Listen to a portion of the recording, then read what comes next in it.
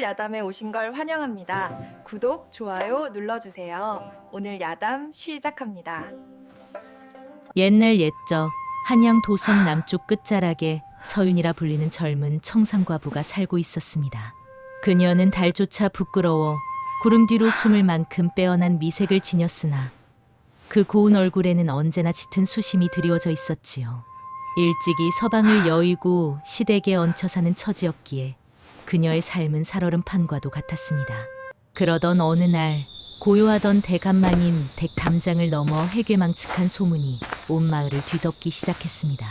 정절을 목숨보다 귀히 여겨야 할 양반과 만인이 야심한 시각마다 천한 머슴의 행랑채를 드나든다는 것이었습니다. 상대는 집안의 꾸준히를 도맡아 하는 머슴 무영이었습니다.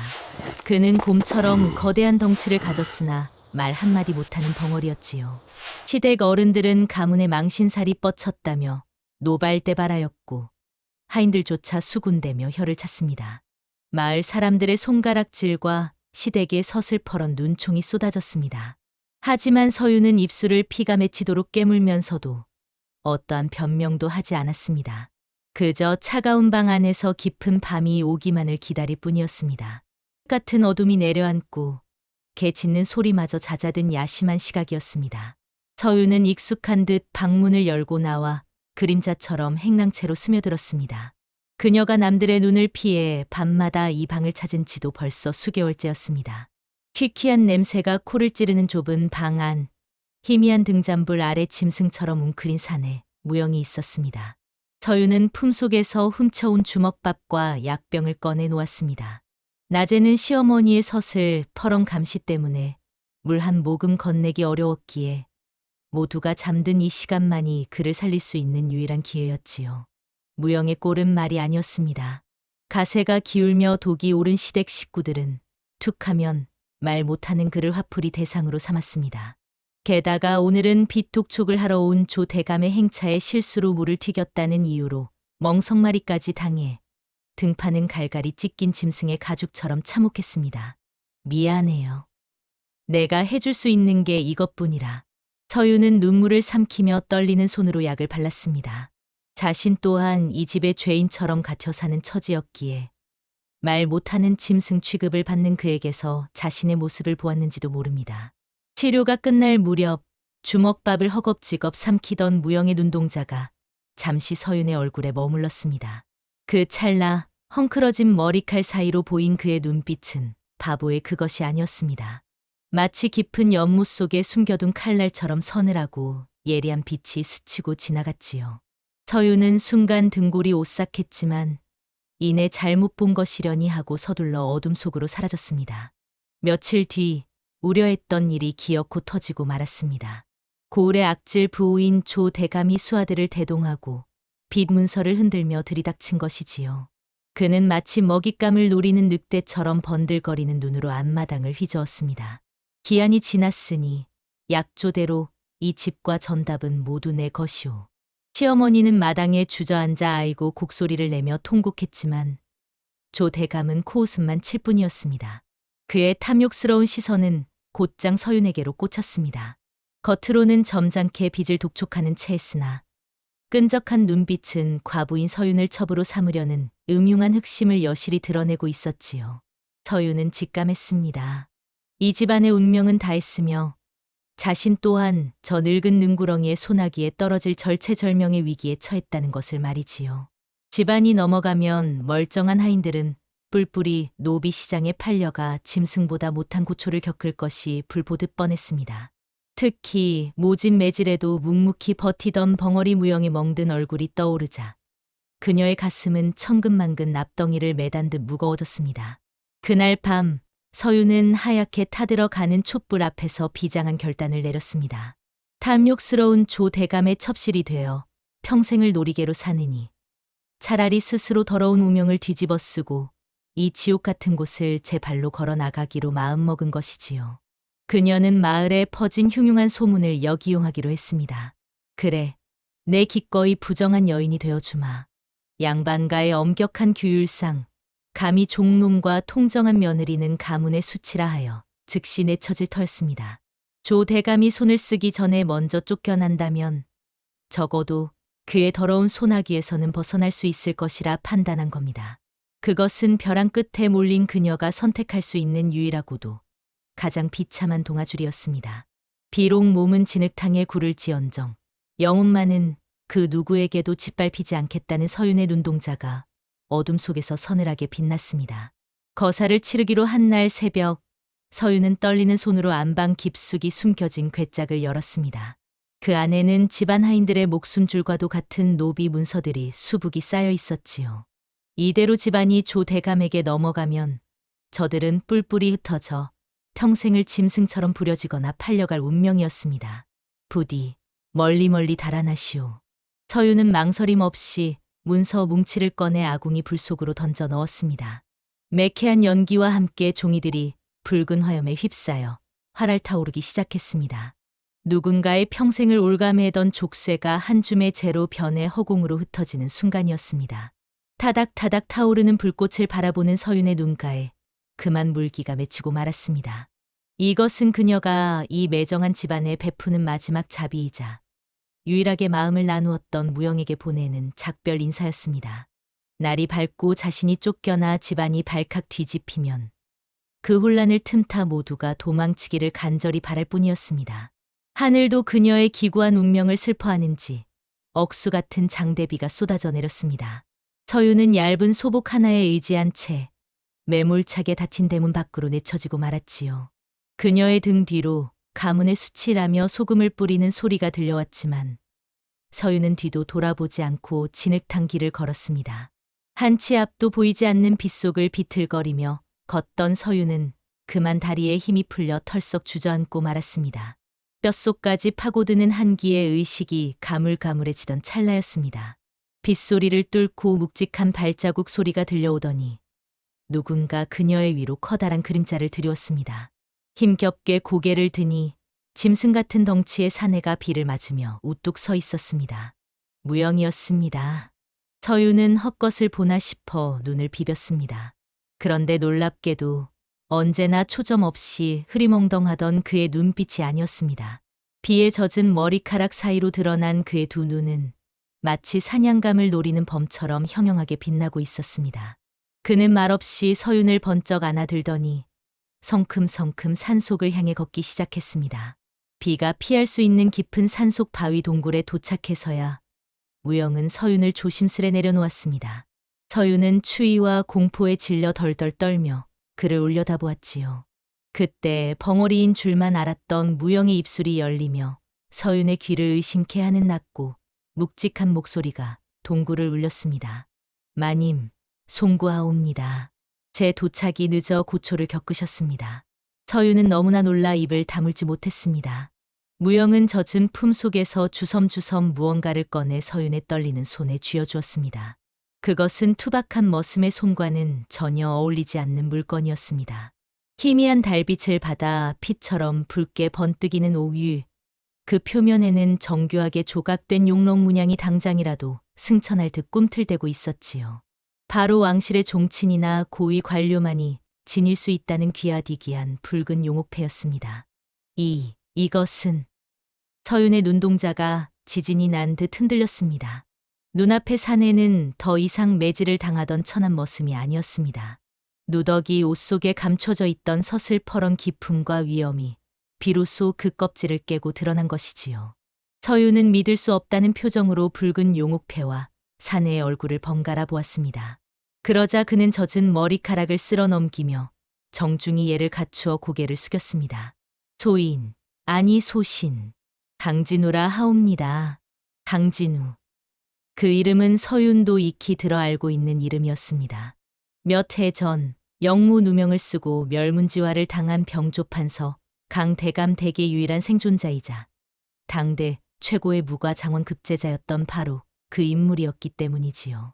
간신들의 모함으로 가문이 도륙당하던 날 가까스로 목숨만 부지하여 이 댁으로 스며들었습니다. 등잔 밑이 어둡다는 말처럼 가장 천한 곳에 숨어야 놈들의 눈을 피할 수 있었으니까요. 그의 목소리에는 서리빨 같은 한과 분노가 서려 있었습니다. 그는 훗날을 도모하며 바보 행세를 해왔으나 자신을 위해 모든 것을 버리고 희생한 서윤을 보고 더 이상 침묵할 수 없었다고 고백했습니다. 부인께서 저를 짐승이 아닌 사람으로 대해주셨기에 저 또한 이제 도망자가 아닌 사내로서 부인을 지키고자 합니다. 그의 결연한 눈빛을 마주한 서윤은 가슴 한구석이 뜨거워짐을 느꼈습니다. 그는 단순한 머슴이 아니라 상처 입은 호랑이가 발톱을 숨기고 때를 기다리고 있었던 것입니다. 두 사람은 사람의 발길이 닿지 않는 깊은 산속, 버려진 사냥꾼의 오두막에 짐을 풀었습니다. 세상은 그들을 죄인이라 불렀지만 이곳에서만큼은 누구의 눈치도 볼 필요 없는 그들만의 세상이었습니다. 진우는 더 이상 바보 흉내를 낼 필요가 없었기에 그의 본 모습인 무인의 기질을 유감없이 발휘했습니다. 그는 숲을 제 집처럼 누비며 산토끼와 꿩을 잡아왔고 거친 나무를 베어 낡은 오두막을 뚝딱 고쳐냈지요. 땀에 젖은 그의 등은 든든한 성벽처럼 믿음직스러웠습니다. 서윤 또한 가만히 앉아 대접받던 양반가의 마님이 아니었습니다. 그녀는 비단 치맛자락을 걷어 올리고 고운 손에 흙을 묻혀가며 나무를 캐고 불을 지폈습니다. 처음 해보는 거친 일에 손등이 트고 생채기가 났지만 그녀의 표정은 그 어느 때보다 생기가 넘쳤습니다. 부인, 험한 일은 제게 맡기시고 쉬십시오. 귀한 손이 상하겠습니다. 진우가 안타까운 마음에 만류했지만 서윤은 고개를 저으며 희미하게 웃어 보였습니다. 아닙니다. 껍데기뿐인 양반 노름은 진작에 끝났습니다. 이곳에서 저는 그저 당신의 곁을 지키는 여인일 뿐입니다. 타닥타닥 타오르는 모닥불을 사이에 두고 마주 앉은 두 사람. 밖에는 차가운 바람이 불었지만 서로를 바라보는 두 사람의 눈빛 속에 담긴 온기는 화롯불보다 더 뜨겁게 피어오르고 있었습니다. 신분의 벽이 허물어진 그 좁은 방 안에서 두 사람은 비로소 서로를 온전한 사내와 여인으로 마주하게 된 것입니다. 유난히 달빛이 밝아 계곡물이 은하수처럼 흐르는 밤이었습니다. 서윤은 냇가에 걸터앉아 퉁퉁 부르튼 발을 차가운 물에 담그고 있었습니다. 비단 신만 신던 고운 발은 거친 산길과 노동 탓에 물집이 잡히고 상처투성이가 되어 있었지요. 그때 인기척과 함께 진우가 다가왔습니다. 그는 말없이 서윤의 앞에 무릎을 꿇더니 주저하는 그녀의 발을 조심스레 자신의 투박한 손으로 감싸주었습니다. 마님, 송구합니다. 고운 발을 이리 망가뜨려 면목이 없습니다. 아닙니다. 제 몫을 다하려다 그런 것인데. 서윤이 민망함에 발을 빼려 했지만 진우는 단단히 붙잡고는 정성스럽게 씻기 시작했습니다. 차가운 계곡물 위로 진우의 손길이 닿을 때마다 서윤의 가슴에는 뜨거운 불꽃이 일렁였습니다. 묵묵히 발을 씻기던 진우가 고개를 들어 서윤을 올려다보았습니다. 달빛을 머금은 그의 눈동자는 그 어떤 보석보다 깊고 진실했습니다. 내 반드시 맹세합니다. 억울하게 빼앗긴 가문의 이름을 되찾는 날, 이 붉은 용옥패를 걸고 부인을 정실 부인으로 맞이하겠습니다. 그러니 그때까지만 조금만 더 견뎌주십시오. 그것은 단순한 위로가 아닌 사내의 목숨을 건 굳건한 맹세였습니다. 서윤은 벅차오르는 감정을 주체할 수 없어 그만 고개를 떨구고 말았습니다. 그녀의 눈에서 떨어진 눈물방울이 계곡물에 섞여 흘러갔고 두 사람의 그림자는 달빛 아래 하나로 포개졌습니다. 세상은 그들을 버렸으나 그들은 서로를 얻어 그 어느 때보다 충만했습니다. 행복했던 산속의 평화는 그리 오래가지 못했습니다. 도성안조 대감의 사랑방에서는 벼룩 깨지는 소리가 요란하게 울려 퍼졌지요. 서윤이 종적을 감춘 것도 모자라 벙어리 머슴 무영까지 같은 날 사라졌다는 보고를 받은 조 대감은 펄펄 뛰며 분노했습니다. 감히 내 소나기를 벗어나? 게다가 천한 종놈과 야반 도주를 해? 자존심에 흠집이 난 조 대감은 고을에서 가장 악독하기로 소문난 추노꾼들을 불러들였습니다. 그는 서윤을 잡아오면 쌀 100가마니를, 놈의 목을 베어오면 밭 100마지기를 주겠다며 거액의 현상금을 걸었지요. 피냄새를 맡은 사냥개들이 산을 향해 풀려난 것입니다. 한편 산중에서 장작을 패던 진우의 손이 뚝 멈췄습니다. 숲속 새들이 요란하게 날아오르고 바람결에 비릿한 살기가 섞여 들었기 때문입니다. 오랜 도망자 생활로 단련된 그의 감각이 맹렬하게 경고음을 울리고 있었습니다. 놈들이 냄새를 맡았습니다. 진우는 서둘러 서윤에게 다가가 짐을 꾸리라 일렀습니다. 그의 눈빛은 다시금 날선 무인의 것으로 돌아와 있었습니다. 폭풍전야의 고요함이 깨지고 생사를 건 쫓고 쫓기는 추격전의 막이 오르고 만 것입니다. 추노꾼들의 눈을 피해 바위 틈새 좁은 굴에 몸을 숨겼을 때였습니다. 서유는 챙겨온 짐을 정리하다가 진우가 건네주었던 붉은 용옥패가 담긴 낡은 나무 상자를 유심히 살펴보았습니다. 겉보기엔 평범한 옥함이었으나 바닥을 쓸어내리는 그녀의 예민한 손끝에 미세한 틈새가 걸렸던 것이지요. 서방님, 이 함의 바닥이 조금 이상합니다. 서윤이 조심스레 칼끝으로 틈을 들어 올리자 딸깍 하는 소리와 함께 숨겨진 공간이 드러났습니다. 그 안에는 깨알 같은 글씨가 적힌 얇은 장부 하나가 접혀 있었습니다. 진우가 떨리는 손으로 장부를 펼쳐 들었습니다. 내용을 훑어내려가던 그의 눈동자가 횃불처럼 타올랐습니다. 그것은 다름 아닌 조정의 부패한 관리들이 주고받은 뇌물 내역과 역모를 꾸민 가담자들의 명단이 적힌 비망록이었습니다. 그리고 그 명단의 맨 꼭대기에는 조 대감의 이름이 선명하게 박혀 있었습니다. 아, 아버님께서 이것을 남기셨구나. 진우는 피를 토하듯 탄식했습니다. 그의 가문을 멸문지화로 몰고 간 진짜 배우가 바로 조 대감이었던 것입니다. 놈이 그토록 서윤의 집안과 자신을 끈질기게 괴롭혔던 이유가 단순히 여색이나 빚 때문이 아니라 혹시라도 남아있을지 모를 이 증거를 찾기 위함이었음을 깨닫게 된 순간이었습니다. 이제 그들은 단순한 도망자가 아니라 거대한 악의 목덜미를 쥔 사냥꾼이 되어야만 했습니다. 새벽 안개를 뚫고 들려오는 사냥개들의 짖는 소리가 산천을 뒤흔들었습니다. 피 냄새를 맡은 추노꾼들은 지칠 줄 모르고 거리를 좁혀왔고 진우와 서유는 숨이 턱끝까지 차오른 채 가시덤불을 헤치며 가파른 산비탈을 올랐습니다. 거기 서라. 놈들의 목을 베면 팔자가 핀다. 탐욕의 눈이 먼 추노꾼들의 고함이 등 뒤에서 쇄도했습니다. 진우는 이를 악물며 날아오는 화살을 쳐내고 달려드는 선봉대의 칼날을 받아냈습니다. 그의 검술은 귀신처럼 날카로웠으나 때로 덤벼드는 적들을 홀로 감당하기에는 역부족이었습니다. 그의 어깨와 허벅지에서는 이미 붉은 선혈이 배어나오고 있었지요. 두 사람은 더 이상 물러설 곳 없는 천길 낭떠러지 끝에 내몰리고 말았습니다. 아래로는 시퍼런 강물이 소용돌이치고 앞에는 수십 명의 칼날이 번뜩이는 절체절명의 상황. 서유는 진우의 피 묻은 등을 바라보며 깨달았습니다. 둘이 함께 살아서 이곳을 빠져나가는 것은 불가능하다는 냉혹한 현실을 말이지요. 서방님, 이대로는 둘 다 죽습니다. 서윤의 떨리는 목소리가 바람에 흩어졌지만 진우는 들은 채도 하지 않고 오직 그녀를 막아서는 방패가 되어 검을 고쳐주었습니다. 그의 등은 마치 태산처럼 굳건해 보였으나 서운의 눈에는 그 끝이 보이는 것만 같아 가슴이 미어지는 듯했습니다. 순순히 계집을 내놓고 무릎을 꿇어라. 그리하면 놈의 목숨만은 살려주마. 추노꾼들의 우두머리가 활시위를 당긴 채 이죽거렸습니다. 벼랑 끝에 몰린 두 사람을 향해 10여 개의 화살촉이 독사처럼 고개를 쳐들고 있었지요. 진우는 거친 숨을 몰아쉬면서도 서윤의 앞을 가로막은 채 검을 겨누었습니다. 하지만 그의 허벅지에서 흐르는 피는 멈출 줄 몰랐고 검을 쥔 손은 미세하게 떨리고 있었습니다. 서윤은 직감했습니다. 이대로는 개죽음을 면치 못할 뿐더러 진우가 목숨 걸고 지켜온 가문의 신원도 품속의 증거도 모두 물거품이 될 것이란 사실을 말이지요.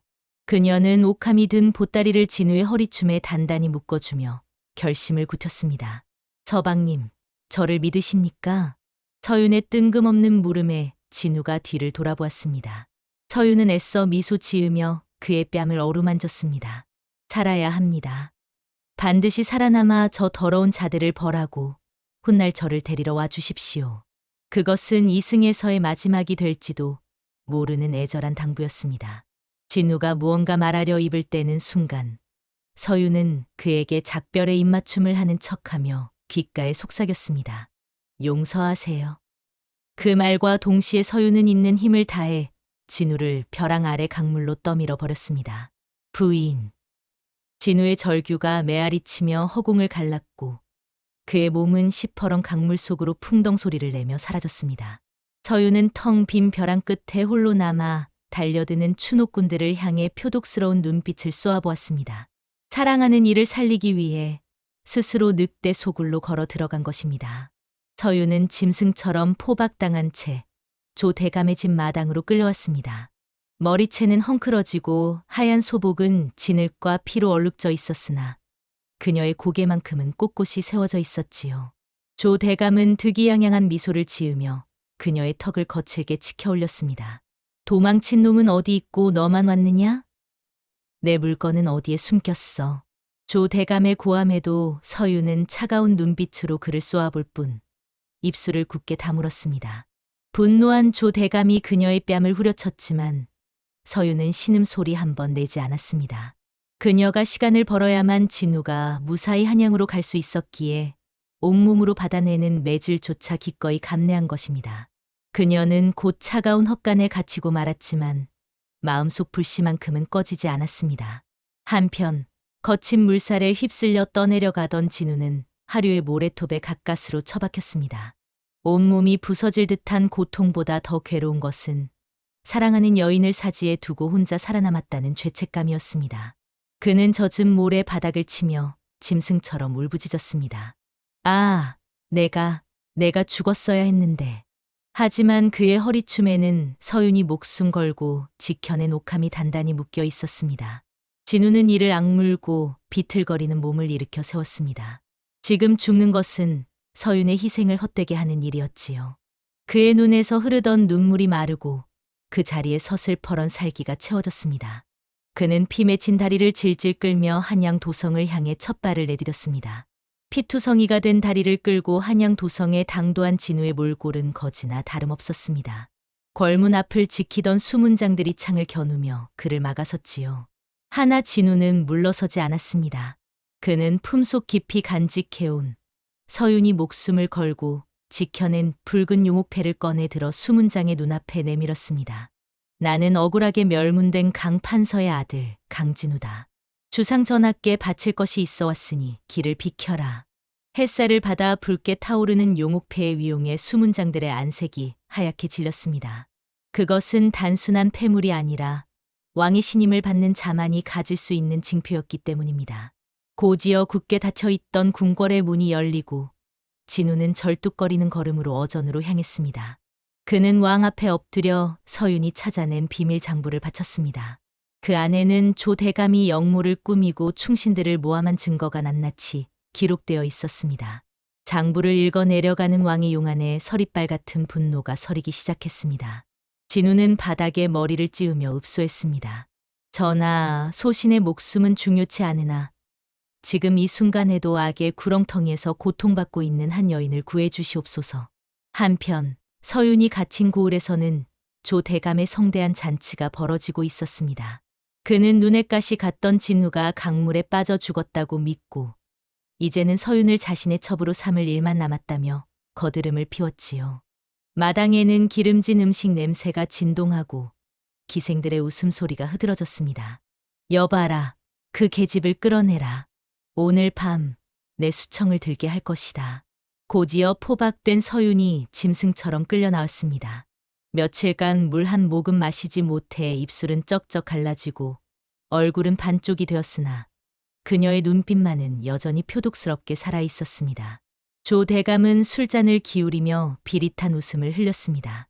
내 서방놈은 물고기 밥이 되었다. 이제라도 내게 무릎 꿇고 아양을 떤다면 목숨만은 부지하게 해주마. 주변의 아첨꾼들이 낄낄거리는 소리가 귓가를 때렸습니다. 서윤은 핏발선 눈으로 조 대감의 얼굴에 침을 뱉으며 소리쳤습니다. 내 비록 천한 몸이 되었으나 내 놈 같은 역적의 놀이개가 되느니 차라리 혀를 깨물고 죽겠다.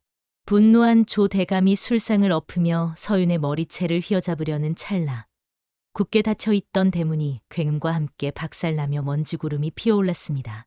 멈추어라. 어명이시다. 천지를 뒤흔드는 호령 소리와 함께 푸른 철갑을 둘은 금군왕의 친위대 수십 명이 성난 파도처럼 들이닥쳤습니다. 흥청대던 잔치판은 순식간에 아수라장이 되었고 조 대감은 사색이 되어 뒷걸음질 쳤습니다.